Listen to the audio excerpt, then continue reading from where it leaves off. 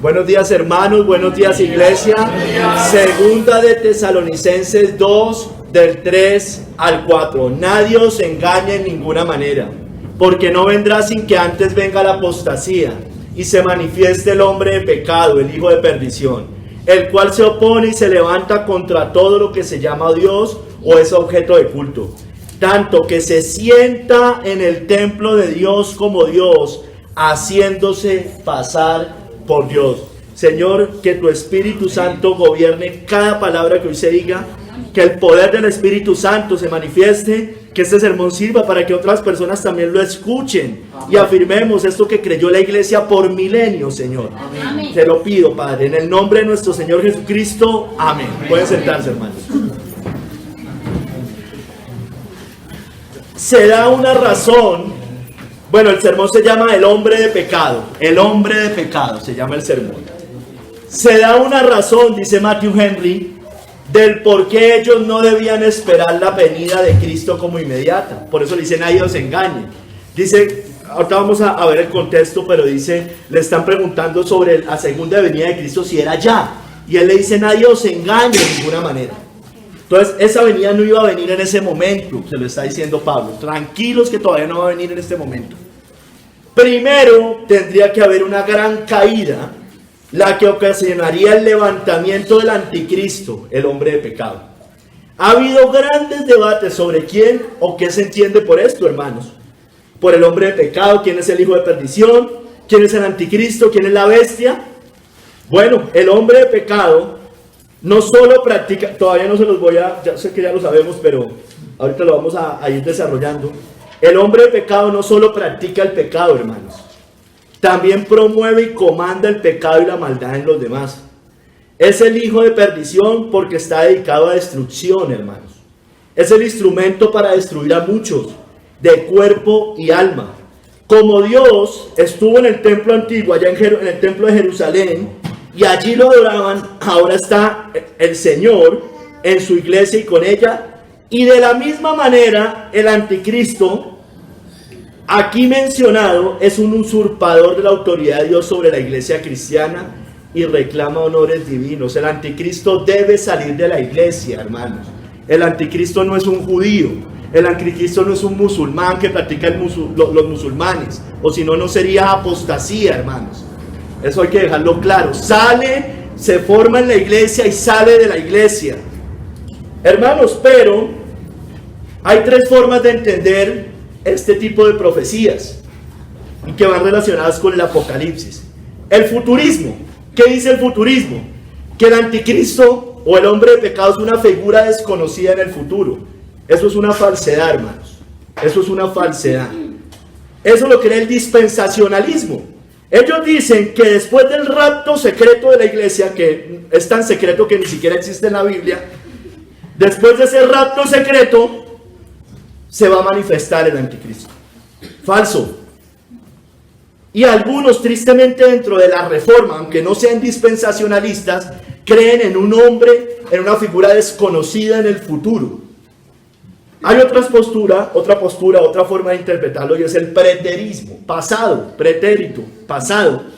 Y es que ese anticristo se manifestó en el año 70, en tiempos de Nerón, y era el mismo Nerón. No, yo creo que Nerón era un tipo de anticristo, pero no era el anticristo. Muchos lo creen, también dentro de la reforma, y sobre todo muchas corrientes postmileniales. Pero nosotros, ¿qué creemos? Y esto fue lo que creyó la iglesia por siglos, hermano. Y así interpretaron estas profecías. Pero, hermano, como siempre hay nuevas revelaciones y la gente empieza a cambiar lo que la iglesia siempre creyó. Es el historicismo. Es que el anticristo ya lleva siglos y se manifestó. Y ahorita lo vamos a ver. Es el papado histórico, hermano. Ese es el hombre de pecado, ese es el anticristo. No es un solo papa, no, es el papado. Es la sucesión de papas cuando se cae el imperio romano y se levanta el poder papado. Ahorita lo vamos a ver, hermano. Eso fue una postura unánime por siglos. Llámese amilenial, llámese posmilenial, llámese premilenial. puritano, reformador, prerreformador, todos, hermano, unánimemente creían esto. No creo que el Espíritu Santo se haya equivocado, dando luz unánime de una doctrina a toda la iglesia por más de 1 milenio, hermanos. Hoy vamos a ver 3 capítulos, hermano. Primer capítulo, vamos a ver la manifestación de ese hombre de pecado. Vamos a ver cuándo se manifiesta el hombre de pecado. En el segundo capítulo vamos a ver el hombre de pecado. Y en el tercer capítulo vamos a ver su destrucción. Primer capítulo, su manifestación. Nadie os engañe en ninguna manera, porque no vendrá sin que antes venga la apostasía y se manifieste el hombre de pecado, el hijo de perdición. Cristo, hermanos, no iba a volver en ese momento. Sí podía, pero no iba a volver en ese momento. Debía primero venir la gran apostasía a la cristiandad, y manifestarse el hombre de pecado. Para ello debía ser quitado en medio algo que detenía esa manifestación, hermano. Ahí lo dice en los versos del contexto, que hay algo que lo detiene. Algo que lo detiene. Vamos a ver. Hermano, ¿quién era ese hombre de pecado? Es la apostasía papal, hermano. La apostasía papal. Fue una apostasía general de la fe en el siglo IV y se manifiesta en ese momento el anticristo, la bestia, el hombre de pecado, el papado. Se manifiesta allí. Dice, por ejemplo, John Hill: nadie os engañe en ninguna manera. Es decir, venía hablando de que por espíritu, por palabra, por carta, como si dijera que el día del Señor ya está cerca. Eso usted lo puede leer en el verso anterior.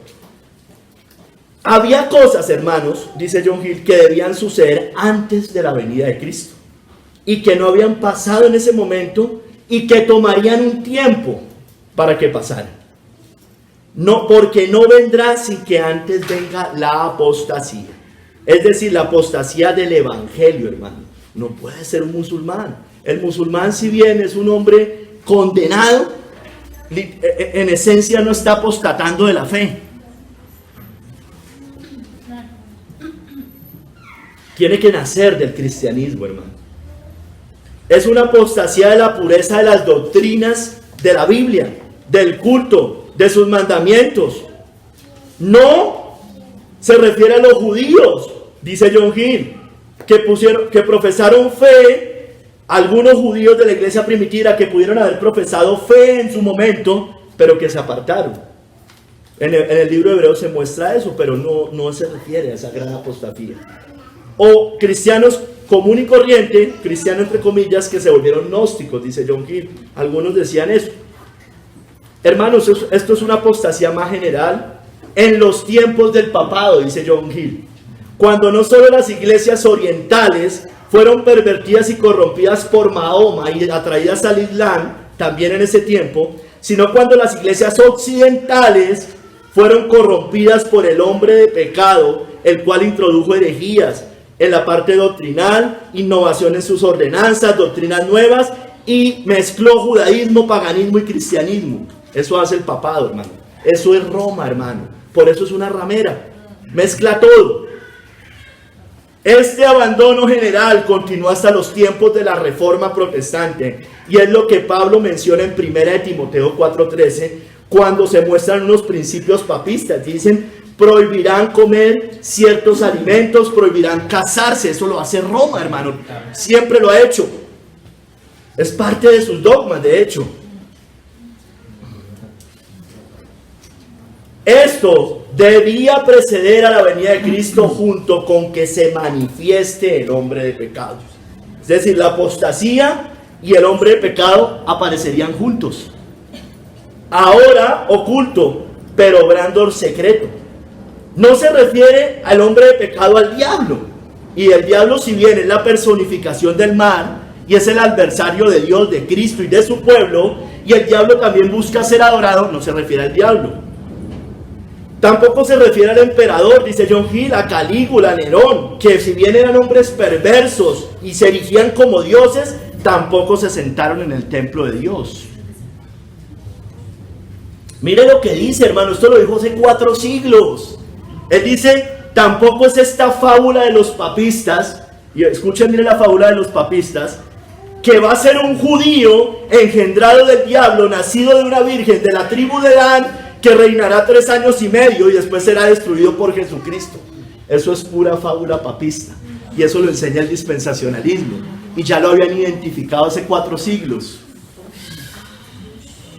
Hermanos, se refiere, dice John Gill, a una sucesión de hombres, a la jerarquía romana, que son falsos cristos. Cada sacerdote, cuando hace el voto, y usted y yo lo sabemos y lo hemos dicho miles de veces acá, cada sacerdote toma un juramento. Él es alter Cristo, otro Cristo, es anticristo.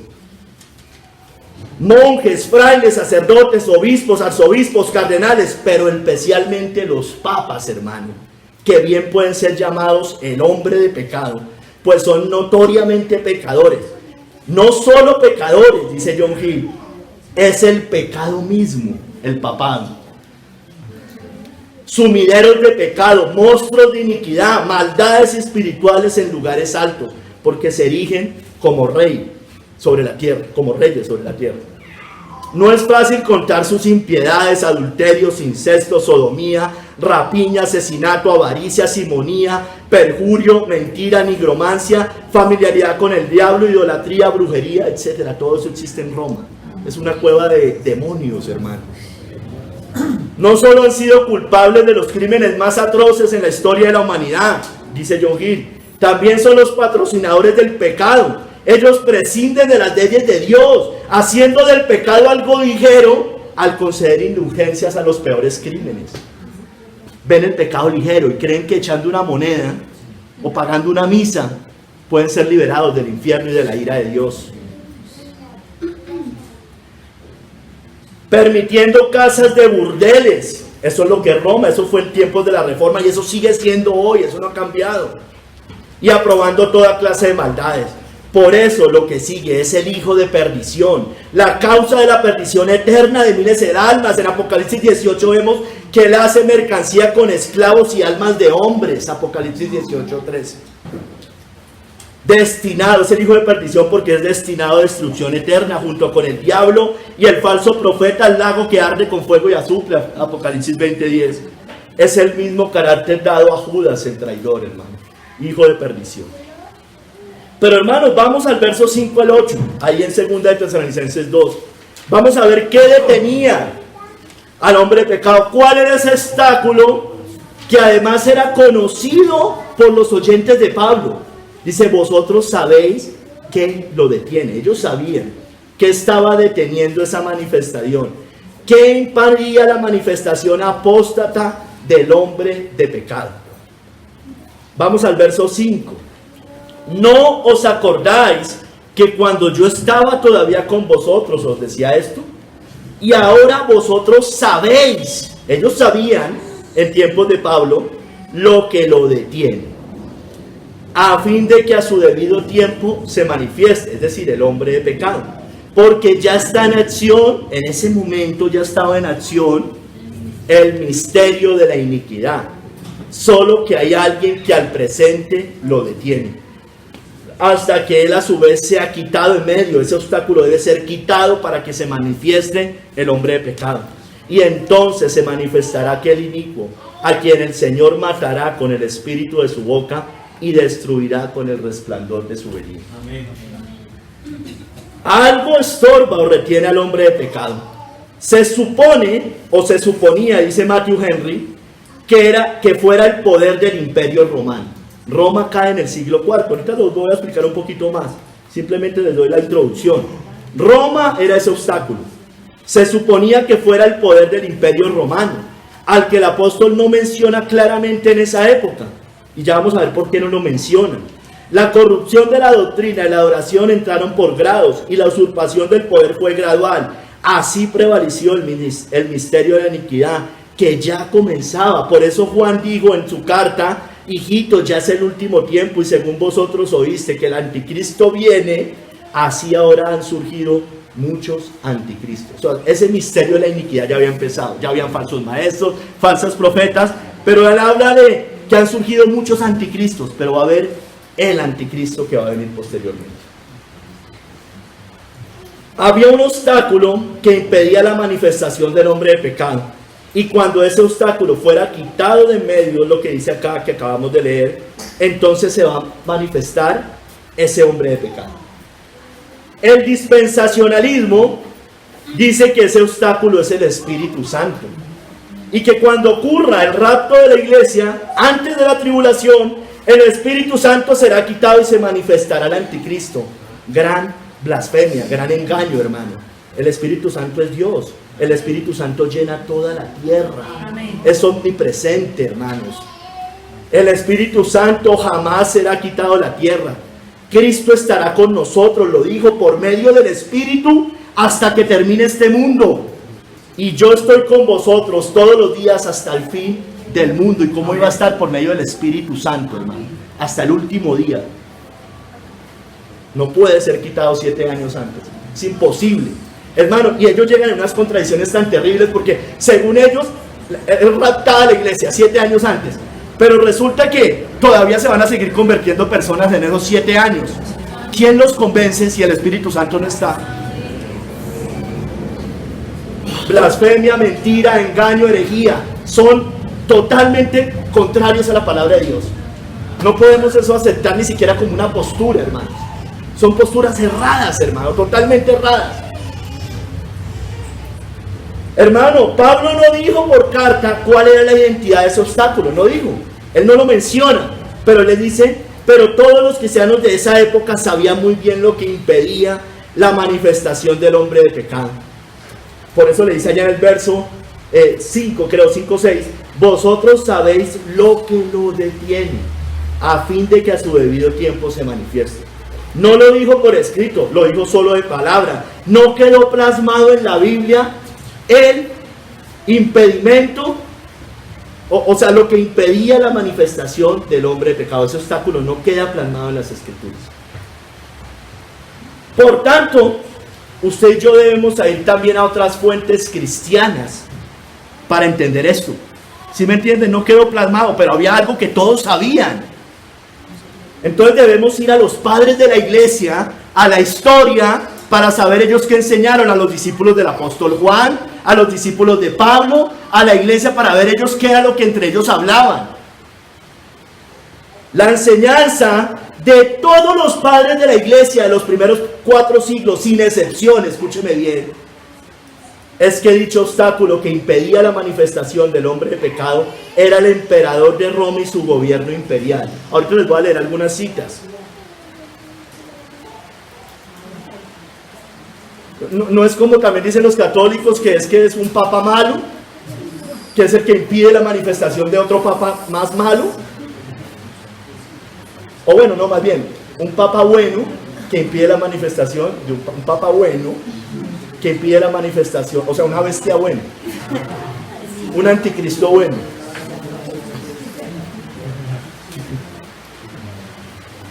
Si Pablo hubiera escrito que el imperio romano debía ser quitado de en medio, esa carta podría haber sido, escúcheme bien, si Pablo lo menciona en ese momento, si dice es el emperador, es el imperio romano, esa carta seguramente hubiera sido leída por las autoridades romanas y sería acusado falsamente de conspirar contra el emperador y probablemente hubiera sido ejecutado, hermano. A ver, Pablo no tenía problemas con el emperador, más de que era un impío y debía arrepentirse. Pero el interés de Pablo no era conspirar para derrocar al imperio romano. No era su interés. Pero si leen esas cartas es muy probable que hubieran pensado que él quería hacer una revolución y este tipo de cosas. Si Pablo, hermano, hubiera escrito esto, como les venía diciendo, hubiera sido falsamente acusado de conspirar contra el emperador. Hermanos, miremos lo que dijeron algunos padres de la iglesia, porque tenemos claro que la Biblia no menciona ese obstáculo. Entonces, tenemos que ir a esas fuentes para entender lo que creyeron ellos, lo que decían ellos y lo que todos sabían. Era muy conocido. No eran posturas en ese tiempo. Era una única cosa que ellos ya sabían que tenía que suceder. La Enciclopedia Británica dice, eso es una enciclopedia moderna, pero habla de lo que creían los padres de la iglesia.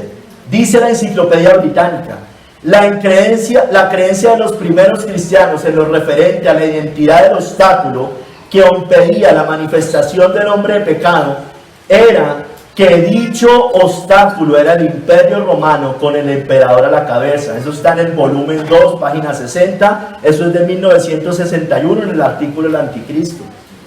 Estoy trayendo referencias, hermanos.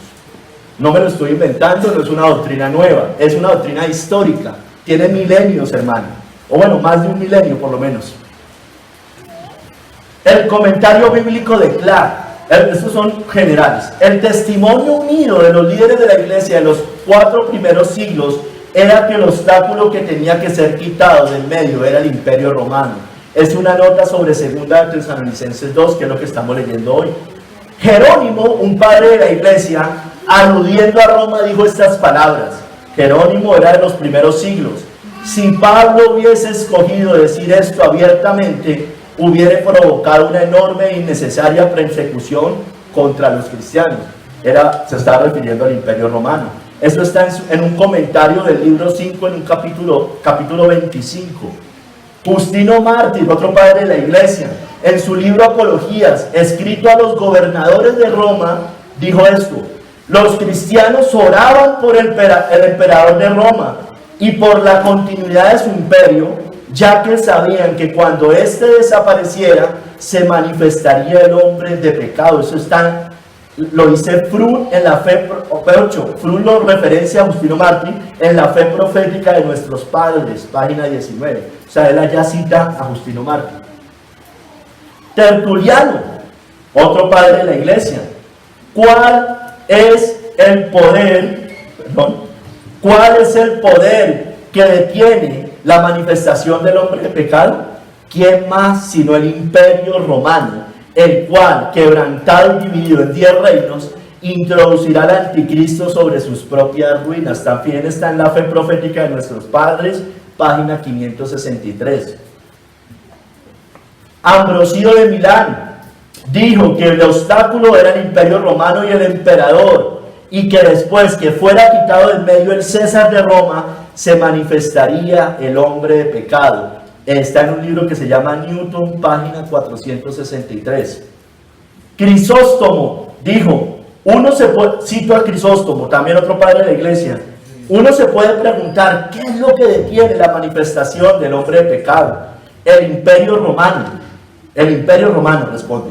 Cuando éste desaparezca, entonces vendrá el hombre de pecado, porque mientras dure el temor de la gente hacia el emperador de Roma, nadie se ensalzará por sí solo. Pero cuando el emperador desaparezca, entonces el hombre de pecado se manifestará e intentará gobernar el reino de Dios y de los hombres. Está en el libro Homilías, página 388-389.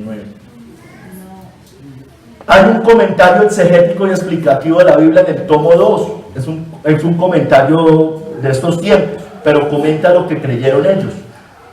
El romanismo, como precursor del anticristo, fue restringido de esa manera por el emperador romano, que es el representante del poder coercitivo de ese momento, hasta el tiempo cuando Constantino transfirió la sede del imperio a Constantinopla. El obispo romano gradualmente se elevó al primado. Está en la página 547 del tomo 2.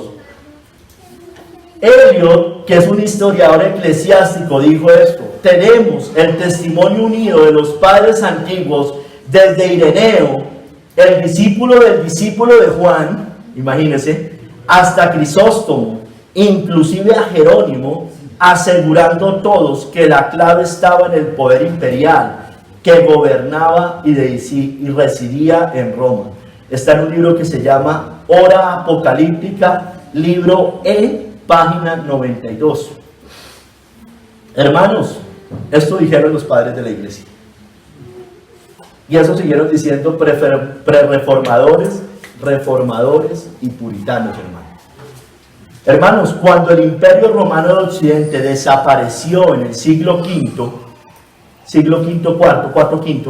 y el último de sus emperadores fue quitado, solo hubo un poder en el mundo que ocupó el lugar de los Césares romanos: el poder papal. Eso ya lo estoy diciendo yo.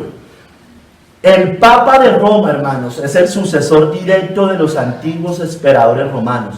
Él reemplazó en Roma el poder monárquico de los Césares, incluso llevando su mismo título pagano: Pontífices Máximo.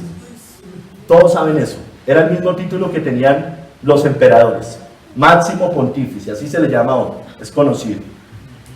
Era el poder religioso y político de los Césares romanos lo que impedía que otro poder, como el papal, ocupara su lugar en Roma.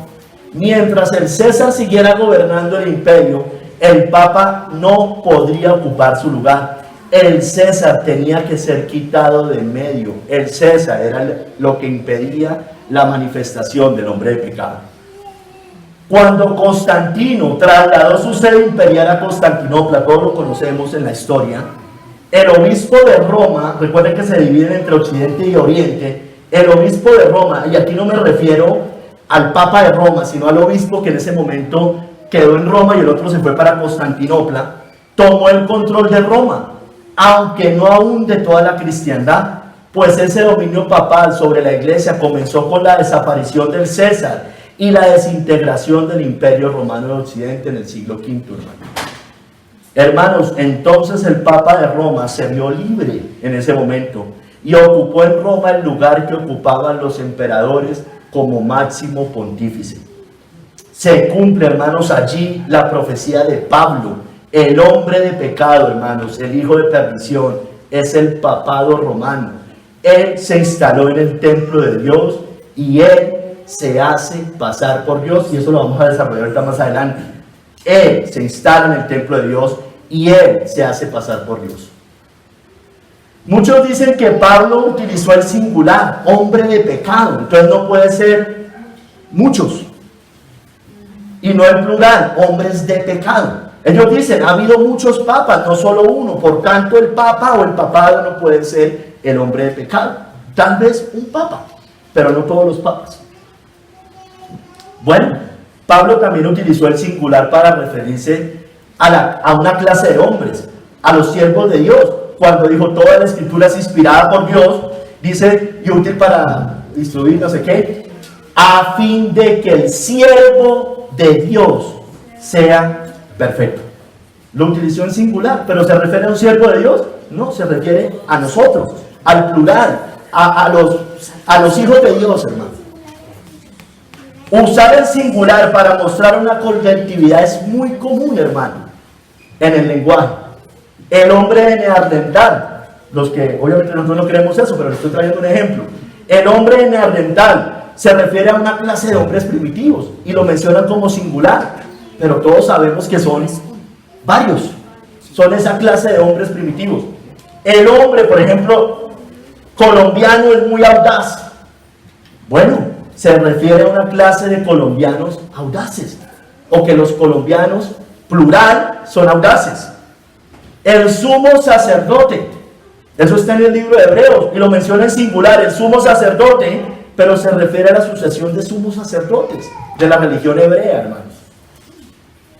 Hermanos, Pablo no se estaba refiriendo a un solo hombre, no se estaba diciendo que iba a ser una sola persona al final, sino una sucesión de hombres que se instalarían dentro de la cristiandad, pretendiendo ocupar el lugar de Cristo. Y eso es precisamente lo que significa el título papal: vicario de Cristo, el que ocupa el lugar de Cristo, el sustituto de Cristo. Este hombre, ese sistema, es un sistema usurpador, usurpa el trono del Señor, hermanos. El hombre de pecado, sin ninguna duda, hermano, es el papado. Discernámoslo, no nos dejemos engañar. Voy a ir al segundo capítulo y les voy a dar más evidencias de que ese hombre, ese hijo del diablo, ese sistema satánico que mora donde está el trono de Satanás, es lo que la Biblia describe como el hombre de pecado. el hombre de pecado, segundo capítulo, el cual se opone y se levanta contra todo lo que se llama Dios o es objeto de culto, tanto que se sienta en el templo de Dios como Dios, haciéndose pasar por Dios. El hombre de pecado se opone a Dios, hermano. Pretende sentarse en el trono de su iglesia y hacerse como Dios. Está contra Cristo, es lo primero. Es un oponente, el cual se opone y se levanta contra todo lo que se llama Dios o es objeto de culto. Es un opositor, es el adversario de Cristo, por eso se conoce como el anticristo. Por eso el hombre de pecado sabemos que es el mismo anticristo, porque dice se opone, y eso es precisamente lo que significa la palabra anticristo, contra Cristo. Se opone en su oficio de rey, hermanos, el papado. Él se opone en el oficio de rey de Cristo. Él se autoproclama rey y cabeza de la iglesia. Se autoproclama esposo de la iglesia. Él asume el poder en el cielo y en la tierra. Y él prescinde, tiene la osadía de prescindir de las leyes de Jesucristo y hacer unas nuevas. Él se opone en su oficio sacerdotal. Recuerden que Cristo es sacerdote, profeta y rey. Él también se opone en su oficio sacerdotal. Él ofrece de nuevo en la misa, y la misa significa sacrificium en latín, ofrece de nuevo al Hijo de Dios, pretende ofrecerlo de nuevo. Este es mi cuerpo que por vosotros es partido. Hace un sacrificio el cura. Y tiene la osadía también de decir que convierten el pan y el vino en el cuerpo y la sangre de Cristo. Parten a Cristo en ese momento, pretenden partirlo. El sacrificio de Cristo fue una sola vez y para siempre. Pone a los ángeles y a los santos difuntos o al pueblo de Dios difunto o a los especiales del pueblo de Dios difuntos como intercesores y abogados. Entonces se opone al oficio de sacerdote porque Cristo es el único intermediario entre Dios y los hombres. Él intercede para siempre por nosotros en el cielo a la diestra de Dios.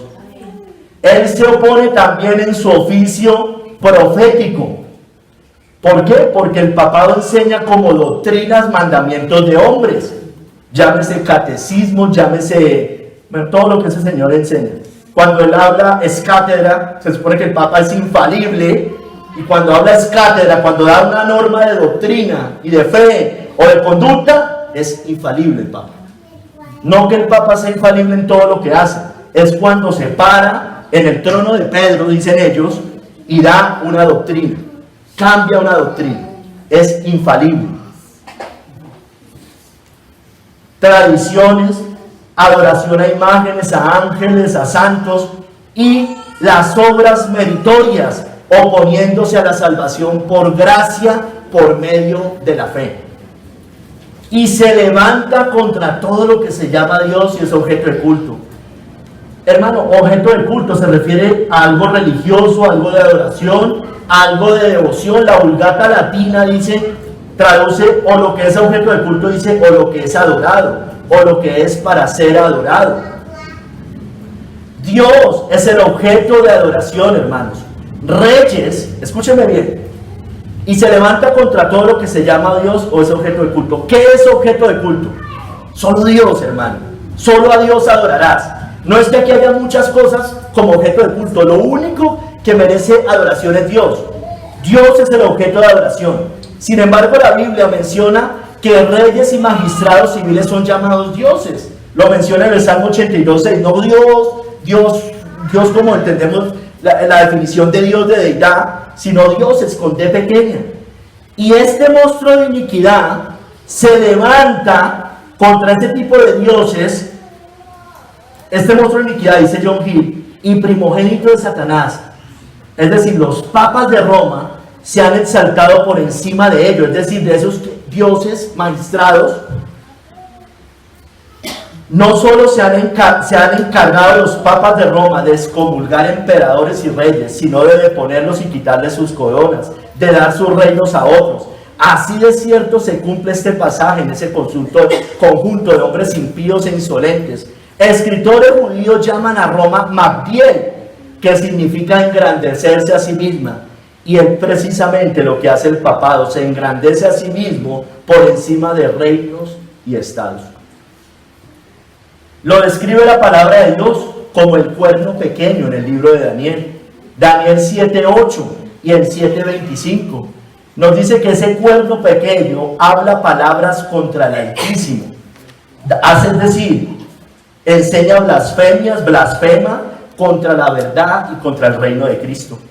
Dice Daniel 7:8, venía hablando del cuarto reino de la estatua de Nabucodonosor. Mientras yo contemplaba los cuernos, he aquí otro cuerno pequeño salía entre ellos, de esos 10 reyes. Y delante de él fueron arrancados 3 cuernos de los primeros, y aquí que este cuerno tenía ojos como de hombre, y una boca que hablaba grandes cosas. Y eso también lo referencia a Apocalipsis 13, hermanos. Apocalipsis 7, ahí en el libro de Daniel, en el verso 25, 7:25, dice, y hablará palabras contra el Altísimo, y a los santos del Altísimo quebrantará, y pensará en cambiar los tiempos y la ley, y serán entregados en su mano hasta tiempo y tiempos y medio tiempo. Eso también lo menciona Apocalipsis. Bueno, miremos, hablará palabras contra el Altísimo. El Papa de Roma, con su doctrina romana, pone dioses ajenos delante de Dios. Primer mandamiento, pone a María, pone a los santos para que le hayan devoción. Él lo hace y lo enseña como doctrina. Promueve la idolatría y aparta a la gente de Dios. Él habla palabras contra el Altísimo. Está hablando palabras contra Dios porque está poniendo dioses ajenos delante de Dios. A los santos del Altísimo quebrantará. Hermano, para todos es conocido que Roma por siglos en la Inquisición persiguió al pueblo de Dios, lo llevó a muerte y cárcel. Apocalipsis 13:7 dice que hace guerra contra los santos y se le dio la facultad de vencerlos, es decir, matarlos. Dice que cambia los tiempos. Bueno, el Papa Gregorio XIII introdujo el calendario gregoriano, cambiando el calendario lunar utilizado por los judíos e introdujo el calendario solar. Primero lo había introducido un emperador romano y después este papa corrige siglos después el calendario solar. Cuando la Biblia nos dice que el calendario bíblico lunar debía ser usado para los tiempos, deberíamos seguir ese calendario. Dice la Biblia en el Salmo 104 que hizo la luna para los tiempos. El Papa de Roma es el único que ha cambiado la ley de Dios. El Papa romano quitó el segundo mandamiento. Vaya a un catecismo, no existe. El que habla precisamente contra la idolatría, no te harás imagen, no existe en el catecismo. Y hermano, y al cuarto mandamiento, que es el día de reposo, le incluyó santificar las fiestas. ¿Para qué? Mire un calendario aquí en Colombia, todos los santorales, para que usted y yo guardemos esas fiestas, santificar las fiestas. Y en todos los países es igual, hermano. Y como le quedaba faltando un mandamiento, tiene la osadía de dividir el 10º mandamiento en 2. Hace precisamente lo que condena Deuteronomio y Apocalipsis al final. Cualquiera que agregue o le quite estas palabras de esta profecía, le caerán todas las plagas escritas en este libro. Son unos malditos, eso es lo que son. No se alarme, no se ponga, es un maldito, es un perverso, es un hombre de pecado, es un hijo de maldición. No voy a orar por el Papa, ha cometido pecado de muerte. Eso dice la Biblia. No ore por ellos. Han cometido pecado de muerte. Uy, a usted le falta amor, Marco. No, al que le falta amor es a él, que lleva almas al infierno. Él se engrandece sobre todo Dios. Le decía, reyes, príncipes, gobernantes, presidentes, Estado y organismos internacionales. Mire lo que dice Daniel 11, 36, 37.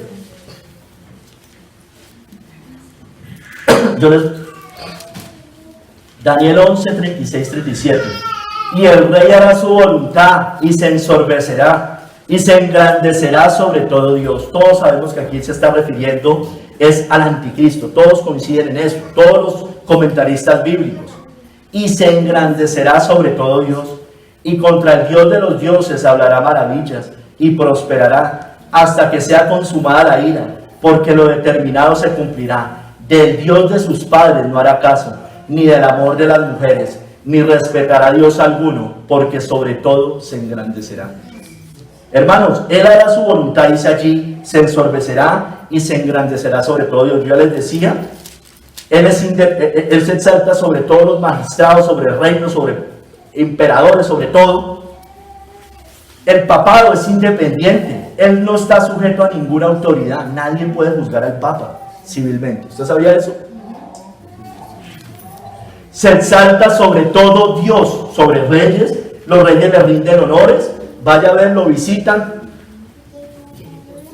sus esposas tienen que entrar con velo, van y le consultan, le rinden honores. Cuando vino el Papa aquí en Colombia, ¿qué pasó? Tapete rojo, besa las tierras que son posesión de él. Eso no pasa con el Mahatma Gandhi ni con estas personas. Con el Dalai Lama, con todas las personas.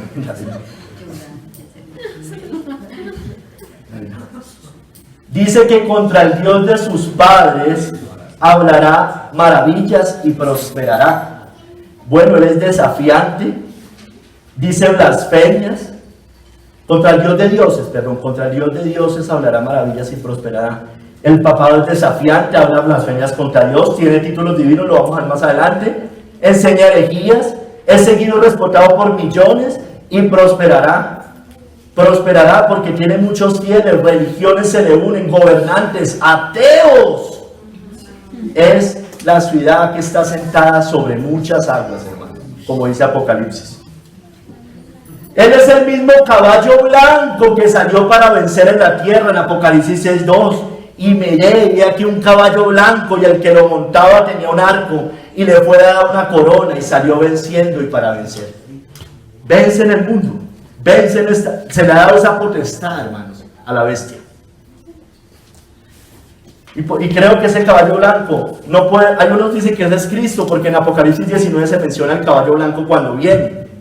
Pero hermano, aquí es evidente que esos sellos son malos. Son todos esos sellos que usted mira, el rojo, el negro, todos son sellos malos. Esto no puede ser algo bueno. Dice que del Dios de sus padres no harán caso. Bueno, el papado, por eso es que dicen es que tiene que ser un judío. No, hermano, porque el mismo papa y todo el catolicismo romano dice seguir al Dios de Abraham, Isaac y Jacob. ¿No lo dice? Pero él lo niega con sus doctrinas. Dice del Dios de sus padres no hará caso. Lo dice seguir, pero lo niega, se opone a él. Ni del amor de las mujeres hará caso. Bueno, el celibato, hermano.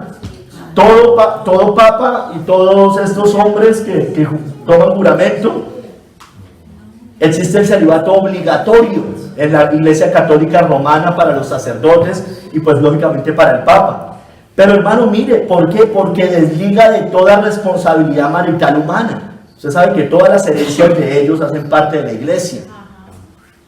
Hermano, y por eso ellos dicen que están casados con la iglesia. Él es el esposo de la iglesia. Hágame el favor.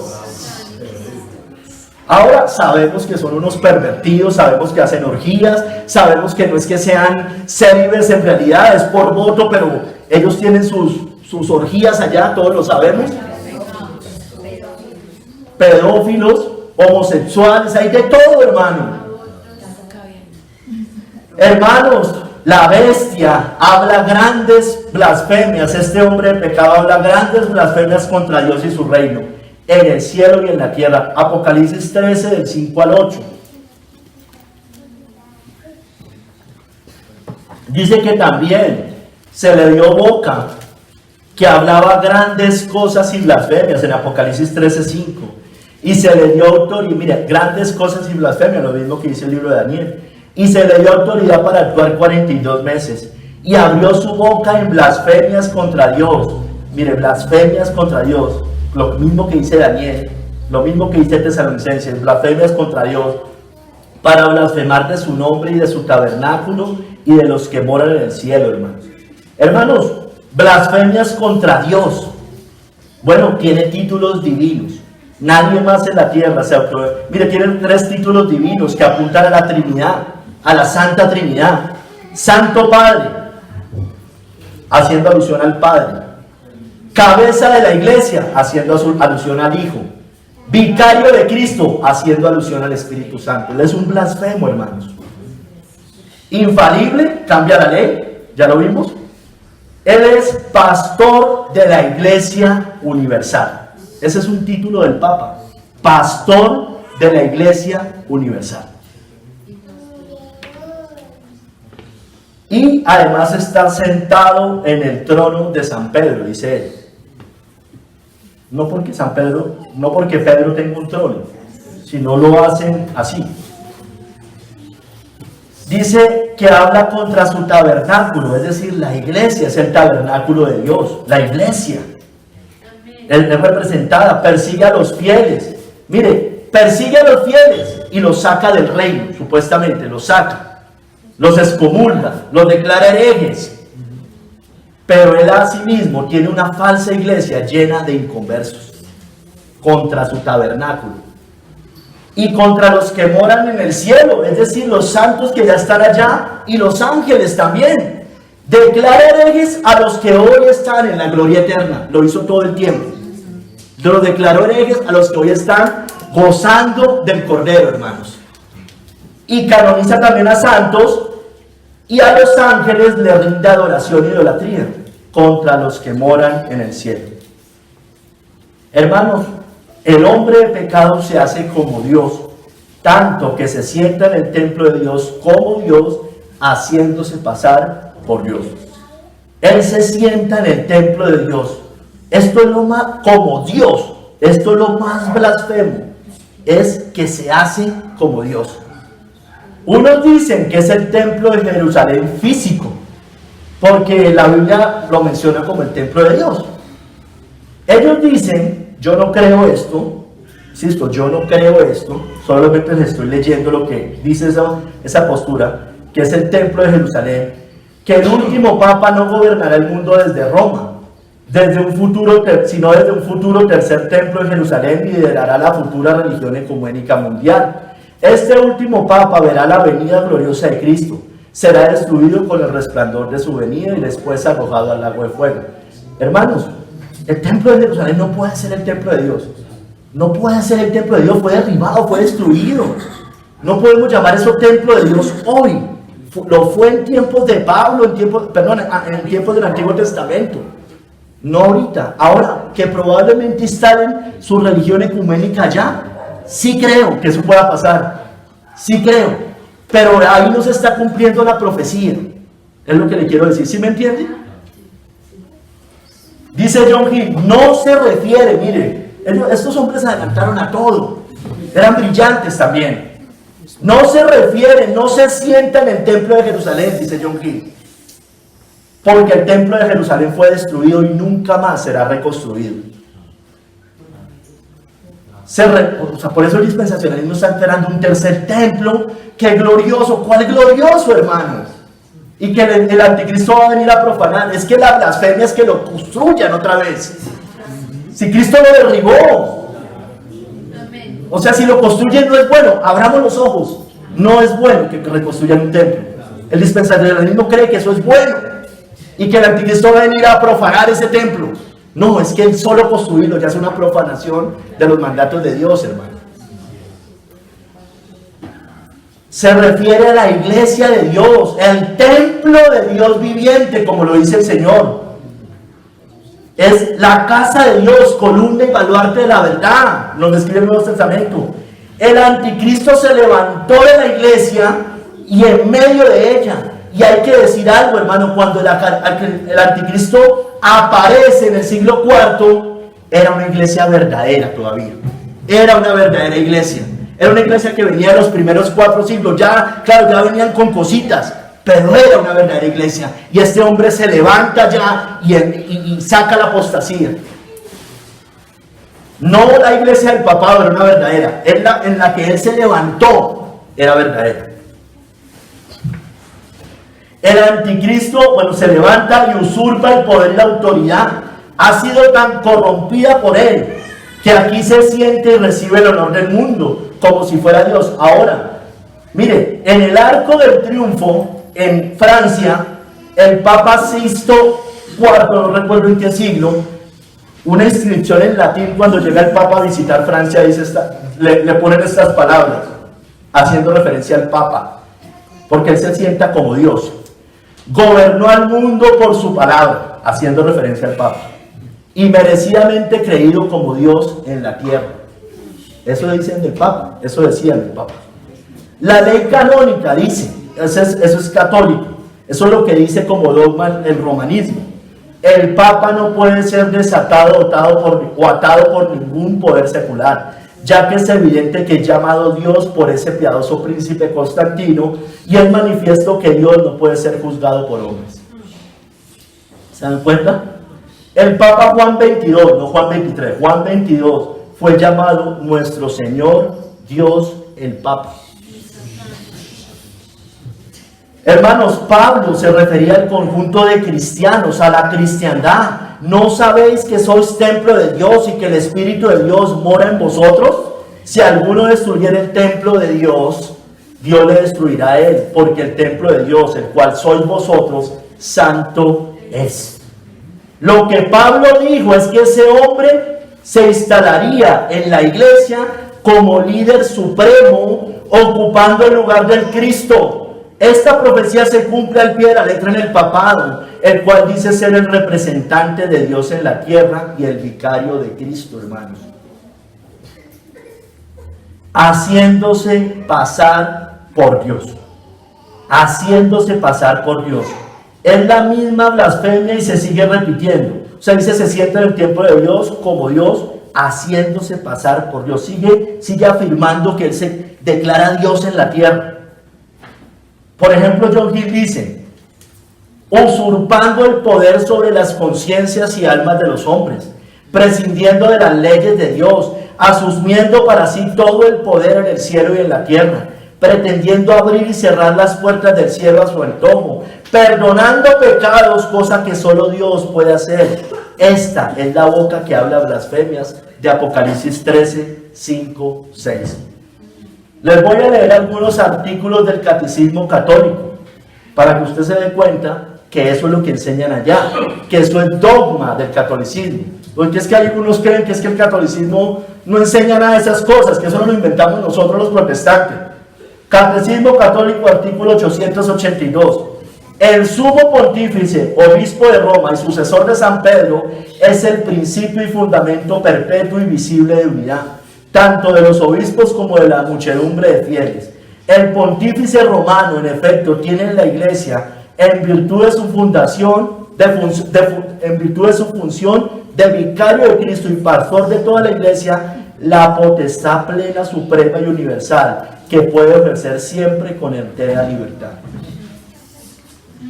En el Catecismo, en el artículo 891 dice, el romano pontífice, cabeza del colegio episcopal, goza de esta infalibilidad en virtud de su ministerio, cuando como pastor y maestro supremo de todos los fieles que confirman la fe a sus hermanos, proclama por un acto definitivo la doctrina en cuestiones de fe y moral. Está hablando de la infalibilidad.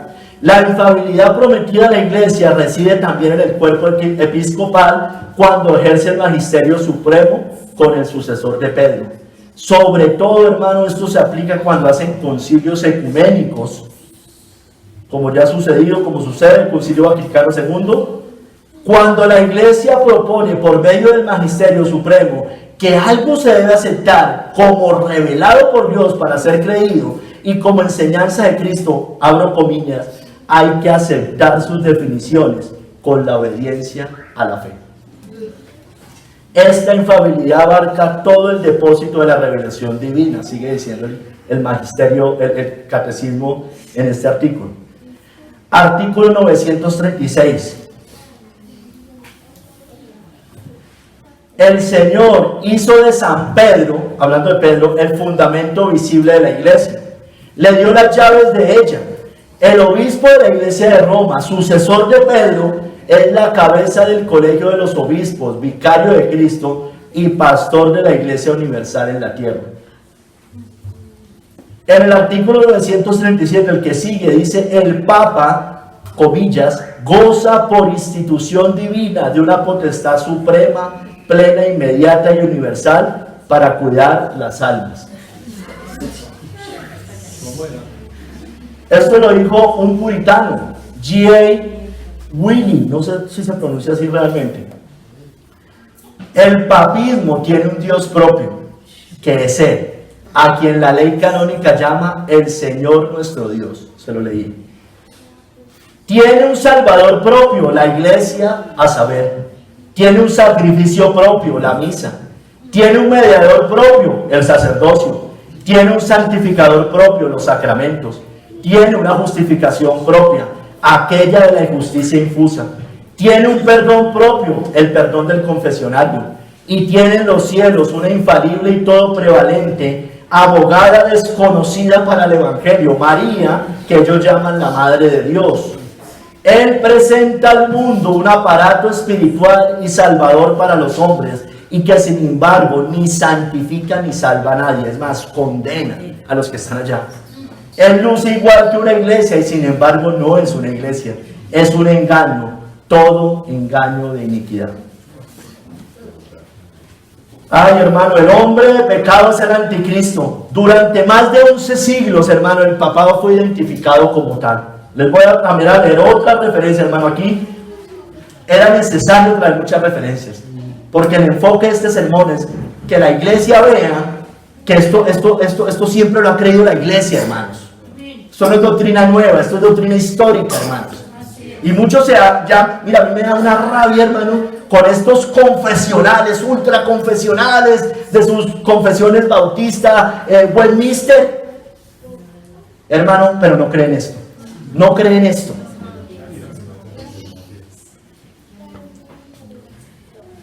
Tergandus, obispo de Treveris, en el 900 después de Cristo, llamó anticristo al Papa. Sí, un lobo y Roma, Babilonia.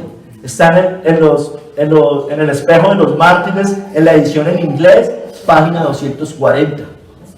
En el siglo X, le dije que más de 11 siglos, le estoy trayendo referencias desde el 900. En el siglo X, Arnulfus, obispo de Orleans, llamó anticristo al Papa en un consejo completo de Reims. Eso está en la historia eclesiástica de las antiguas iglesias de Piedmont. En el 1100, en el Tratado Valdense, nuestros hermanos valdenses, que fueron perseguidos por Roma, en un libro que se llama La Lección Noble, dice, cito: Anticristo, el asesino previsto de los santos, ya apareció en su verdadero carácter, sentado monárquicamente en la ciudad de las 7 colinas, en Roma, la única ciudad que está sentada sobre 7 colinas. Y ahorita no me va a salir que Jerusalén, porque eso es rodeada. Una cosa es sentada, otra cosa es rodeada. En el 1120, en un tratado sobre el anticristo, se identifica al Papa de Roma como el anticristo. George Faber identifica esto como una producción de Pedro Baldo. Eso está en la página 379 a la 384. William Tyndall, reformador, identificó al Papa como el anticristo en su tratado La práctica de prelados y en su prefacio a la edición en 1534 del Nuevo Testamento. En septiembre de 1560, el 9 de septiembre más específicamente, el pastor Jean-Louis Pascal de Calabria, antes de ser quemado ante el Papa Pío IV en Roma, dijo estas palabras: lo instruyo con cargos como el enemigo de Cristo, el perseguidor de su pueblo y el anticristo de las Escrituras. Y concluyó con la convocatoria de él y a todos sus cardenales que respondan por sus crueldades y asesinatos ante el trono del Cordero. John Wesley dice: el nombre de la bestia es la que él lleva a través de su duración total, a saber, el de Papa. El número de su nombre es el tiempo durante el cual se lleva este nombre. El que por tanto recibe la marca de la bestia es como si hubiera dicho expresamente: reconozco al papado actual como procedente de Dios. Eso hizo Andrés Corson hace 6, 7 años cuando el Papa vino. Y eso hacen todos los que le abren tapete. Dijo, eso va a ser bueno para la cristiandad, bueno para el periodo de Dios. Está diciendo que él reconoce al Papa actual como procedente de Dios. Ese hombre no viene de Dios. Así es. Durante la Reforma, hermano, cuando sale la imprenta de Gutenberg y se imprimen muchas cosas al lenguaje común, a todas las lenguas, se hizo aún más evidente para los estudiosos de la profecía bíblica que la bestia, el anticristo y la apóstata Babilonia de los misterios de los libros de Daniel y Apocalipsis ya estaba en escena, y lo había sido durante más de 1000 años. John Wycliffe, John Huss, Lutero, Melanchthon, Calvino, John Knox, Zwinglio, Spurgeon y muchos más, hermano, identificaron al papado romano como el reino del anticristo.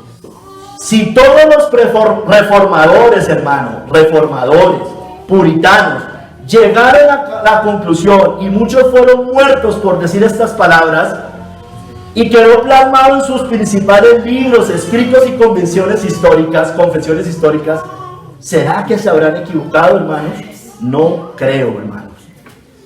¿Será que el Espíritu Santo habrá errado al darle luz unánime a la iglesia durante tantos siglos? ¿Será que la iglesia de hoy, la más tibia, cobarde y apóstata de todos los tiempos, con todos sus nuevos teólogos que no son más que infiltrados seguramente, tendrán la razón? ¿Cuándo el protestantismo, hermanos, abandonó esta verdad unánime? Bueno, hace como unos 40, 30 años eso empezó a pasar. ¿Por qué se dejó la interpretación historicista, la que les expliqué al principio, en el cual siempre veíamos al papado como el reino del anticristo, y se adoptó el futurismo con una figura desconocida por revelarse, o el preterismo que fue en el pasado con Nerón, las cuales cualquiera de las dos están quitando los ojos del papado? Las dos quitan los ojos del papado. El preterismo ya lo quita porque fue atrás. El futurismo lo quita porque es un papa, perdón, un papa no, es un anticristo futuro. El historicismo no, hermano. El historicismo siempre lo ve. Él es aquel anticristo. Él es el anticristo. Él es el hombre de pecado. Claro, habrá un último papa al final, que será el último. Lógico. Que es cuando esté más instaurado todo este nuevo orden mundial. Hermanos, Roma ha trabajado por siglos para desviar la atención. Yo publicaba hace unos días eso. El preterismo y el futurismo fueron inventados por jesuitas, hermanos, esas interpretaciones. Muchos libros, seminarios y sitios web hoy en día tienen mucho que decir sobre el anticristo y la ramera, y en ellos usted no encontrará una sola referencia al Papa, a Roma o al catolicismo romano. Los jesuitas, los papistas y todo su movimiento ecuménico han sido exitosos para encubrir al papado. Tercer capítulo, Cristo lo destruirá. El poder del hombre de pecado se incrementará hacia el final de los tiempos, pero será destruido con el resplandor de la venida de Cristo. El hombre de pecado ya ha recuperado el poder perdido de los últimos siglos. Su herida mortal ha sido sanada, como dice Apocalipsis 13, del 3 al 4. Mire, vi una de sus cabezas como herida de muerte, pero su herida mortal fue sanada. Y se maravilló toda la tierra en pos de la bestia. Y adoraron al dragón que había dado autoridad a la bestia. Y adoraron a la bestia diciendo, ¿quién como la bestia? ¿Y quién podrá luchar contra ella? John Hill, vuelvo y lo cito a él, la herida que recibió el anticristo en la Reforma por Lutero, Calvino y otros, y que desde entonces se ha estado curando, el papado se recuperó nuevamente en algunos países donde fue expulsado. Eso ya lo decía en el siglo XVI-XVII, y que según se cree se curará por completo antes de su destrucción. Eso es lo que están viendo mis ojos hoy, hermano. Eso es lo que estamos viendo usted y yo. La herida mortal siendo curada. No es que un papa le clavaron un cuchillo y se murió y se levantó. No, hermanos, no es eso. Eso es lo que es el dispensacionalismo. traerá de vuelta a muchos al falso traerá de vuelta a muchos del falso protestantismo a sus pies. Como dijo también John Hill en un comentario sobre Apocalipsis, la mayor parte de las iglesias reformadas caerán ante el papado y sus países volverán a caer en manos del papa. Mire todo lo que pasa con el movimiento ecuménico. Y eso cuando empezó a verse aún mayormente manifestado, a partir del Concilio Vaticano II, hermanos. El Concilio Vaticano II tiene 4 puntos importantes que cambiaron. El primer punto que cambió fue el diálogo interreligioso, pues de ahí nace el movimiento ecuménico. Ya no somos herejes, sino que somos hermanos separados los cristianos. Otro de los puntos no tan importante, o por lo menos sí influye, es la presencia de la iglesia en los medios de comunicación. Es decir, para ellos proclamar su evangelio, su propio evangelio, su falso evangelio al mundo de hoy, y reforzar el rol de los laicos. El tercer punto que cambia es la liturgia en la misa, con el Novus Ordo, que significa que antes la misa se leía en latín, ahorita se puede hacer en lenguaje común. Y el cura ya no se pone de cara al público, de espaldas al público, sino de cara al público. Y otro de los puntos, mírenlo, y a Francisco lo ha exaltado mucho, la problemática social para la clase obrera y la defensa de los más pobres. Bueno, hermanos, note algo. Bergoglio, Francisco, este papa de hoy, fue coronado en el 2013. Si usted le da una perspectiva al mundo, desde el 2013 este mundo ha cambiado demasiado, hermanos. Demasiado. Ha cambiado aún más. Mire, con varias de sus encíclicas o comunicados al mundo y a la iglesia. Laudato Si, en el 2015, proclamada por el Papa Francisco, que tiene que ver con la ecología y el cambio climático, y dice palabras como que hay que cuidar la aldea global. El engaño del cambio climático. Todos sabemos que eso es un engaño. Eso es una mentira, es el cambio climático. La aldea global. Por eso nos van a cobrar impuestos, por eso a usted no le van a dejar producir en su tierra, porque es que son reservas forestales. Jesucristo dijo, no podré yo hacer lo que quiera con lo mío. Permiso hasta para cualquier cosa, hermano. Fratelli Tutti 2020 habla de la fraternidad humana, del capitalismo inclusivo. Acuérdense que le hablé de la problemática social arriba. Y dice que la propiedad privada pasa a ser un derecho de segunda categoría. Mi Biblia dice que es de primera categoría, está dentro de los 10 mandamientos. No robarás, no codiciarás lo del prójimo. Socialismo, comunismo, estado de bienestar, todo eso promovido por el Papa. Capitalismo inclusivo. El Pacto Global Educativo, creo que también en el 2020, aquí tengo más la fecha, habla del nuevo humanismo, el nombre de la bestia, el número de hombre, 666. Todo esto, hermano, acorde a la Agenda 2030, hermano. Y toda la Agenda 2030 habla del clima, del cambio climático, la agenda progresista, socialismo, LGBTI. Dice el Papa, yo no soy quien para juzgarlos a los homosexuales. Bueno, yo sí soy quien, usted también es quien. Podemos juzgarlos. Juzgamos con justo juicio. No te echarás con varón como con mujer, eso es abominación. Y estamos juzgando. Hasta a Lutero le levantó una estatua hace como unos 2 o 3 años. ¿Recuerdan? Ya no es hereje Lutero. Lo que dice el Papa es lo que dice el mundo. Con la inyección experimental habla del amor al prójimo. Y hermanos, así mismo, esta carta se me olvidó buscar dónde fue que él firmó. Pues no se me olvidó, se me pasó, no la encontré, la había visto en el pasado. Firma en una de sus cartas, no como vicario de Cristo, sino como obispo universal del mundo.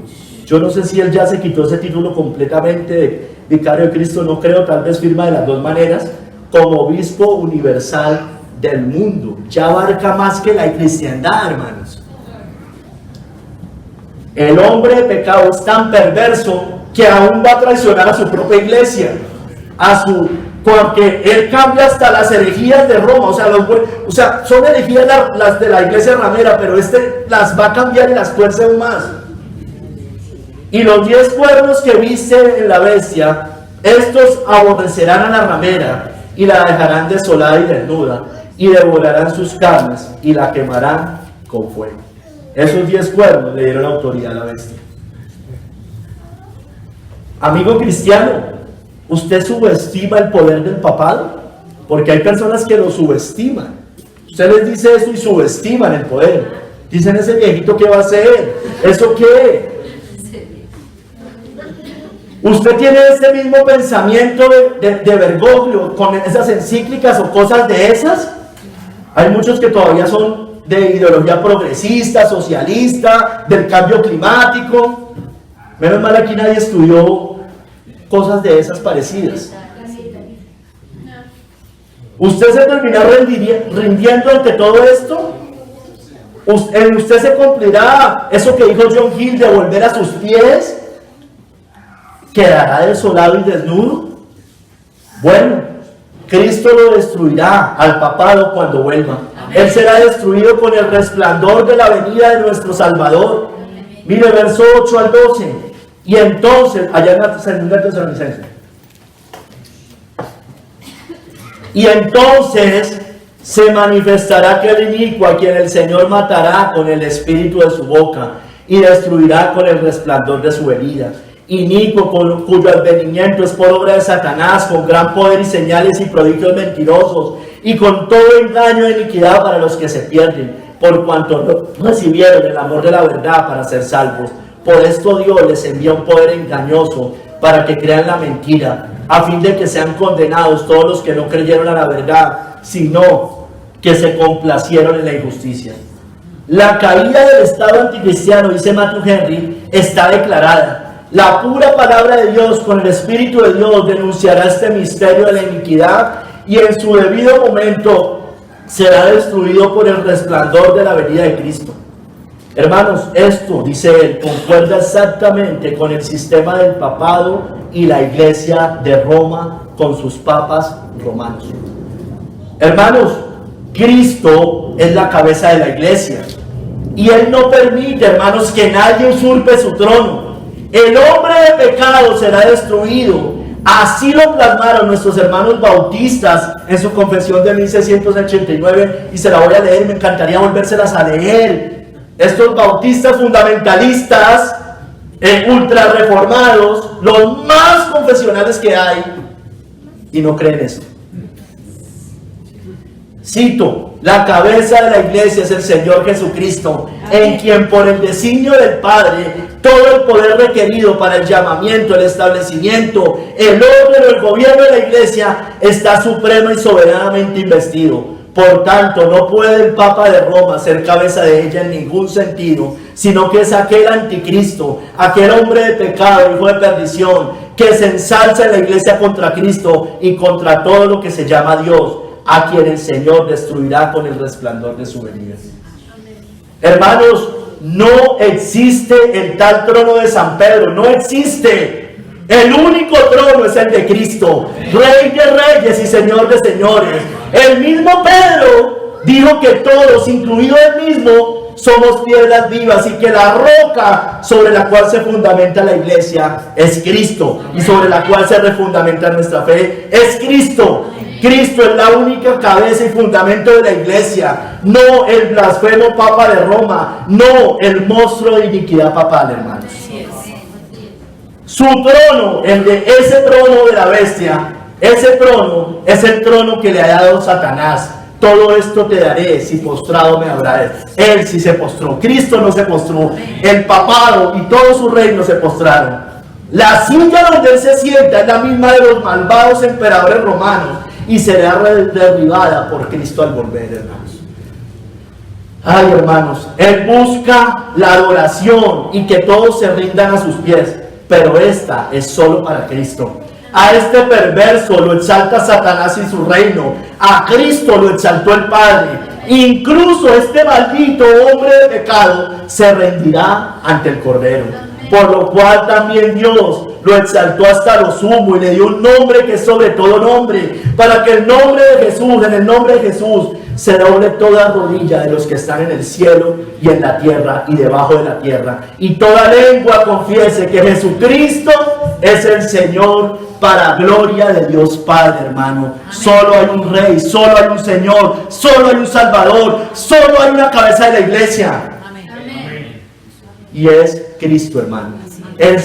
Dios lo exaltó para que en su nombre se doble toda rodilla, incluso la de estos blasfemos, hermano. Y se doblarán ante Él, hermano. Amén. En el cielo y en la tierra. El Papa pretende exaltarse sobre el cielo y sobre la tierra.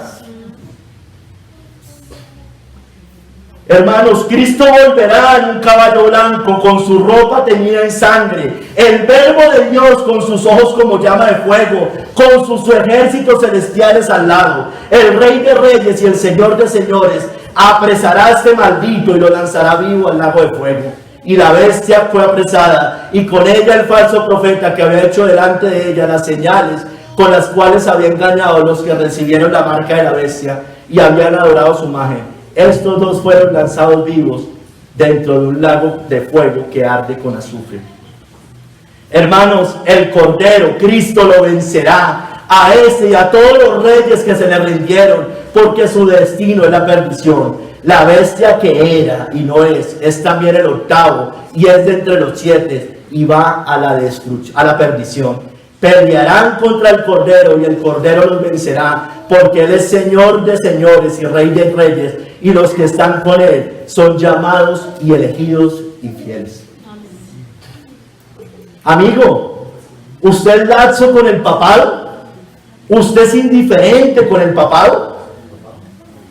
¿Usted es un tibio hablando contra el papado? ¿Usted está incómodo por todo lo que yo estoy diciendo? Bueno, usted va a ser engañado, se lo digo. Usted va a creer a la mentira. Usted se va a complacer en la injusticia. Usted va a ser destruido por Jesucristo. Usted va a ser seducido con sus lisonjas. Cuidado, porque con lisonjas seducirá a los violadores del pacto. Mas el pueblo que conoce a su Dios se esforzará y actuará. El pueblo que sabe quién es Cristo, el pueblo que sabe lo que son las doctrinas de la palabra de Dios, el pueblo que sabe lo que es la verdadera iglesia, jamás será seducido por el papado, jamás irá a hacer visitas al Papa como hacen estos falsos maestros hoy, jamás se reunirán los luteranos que ya se reúnen con el Papa, Alex Campos, Marcos Witt, todos estos blasfemos, malditos, porque pertenecen a esa ramera. Todos haciéndole venias allá. Todos haciéndole venias. Cuando estuvo acá el Papa en el 2013, Darío Silva de Casa sobre la Roca le dio la bienvenida. Buenas noticias en su revista Hechos y Crónicas. Usted la puede revisar en el 2013, creo que fue esa venida. O el 2000, bueno, no me acuerdo. En esa fecha. Buenas noticias. Visita del Papa Francisco a Colombia. ¿Sabe qué dice mi Biblia? Todo aquel que no persevera entre la doctrina de Cristo no tiene a Dios. No lo recibáis en casa ni le digáis bienvenido, porque el que le dice bienvenido participa de sus malas obras. Andrés Corson, hermano, en una entrevista, no me acuerdo si fue en RCN o en Caracol, en ese mismo momento, dijo que eso iba a ser una bendición para el pueblo de Dios. Luis Palau, hermano, cuando nombran al Papa, Luis Palau, el argentino, dijo que el Papa era cristocéntrico que meses después consagró el mundo a María. Billy Graham dijo de Juan Pablo II que era el mayor evangelista después del apóstol Pablo, después de Cristo. Él es el caballo blanco, ese anticristo, que se pasea por el mundo con un disfraz de paz, pero es un hombre que habla blasfemias. Cuidado, pastor, cuidado. Usted que no lo denuncia, usted que no dice nada. El hombre de pecado ya fue manifestado. Su apostasía y herejías han embriagado al mundo por siglos.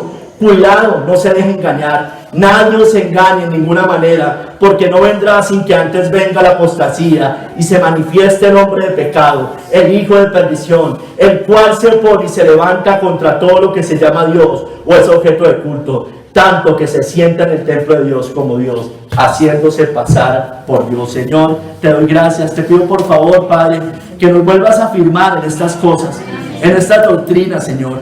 Ayúdanos a entender que el verdadero enemigo y la cabeza de todo este imperio del mal, Señor, está allá, allá en Roma, Señor, allá en esa ciudad de las 7 colinas.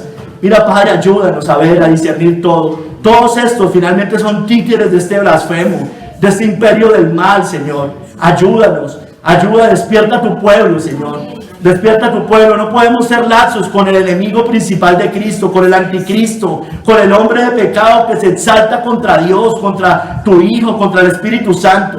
Te lo rogamos, Padre. Te doy gracias. Bendícenos en el nombre de nuestro Señor Jesucristo. Amén.